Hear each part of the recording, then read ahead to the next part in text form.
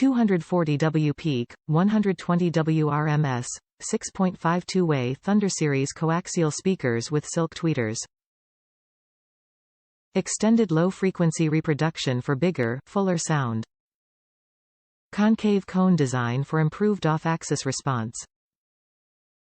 Pivoting tweeter for improved imaging in any installation location. 15-degree swivel in any direction.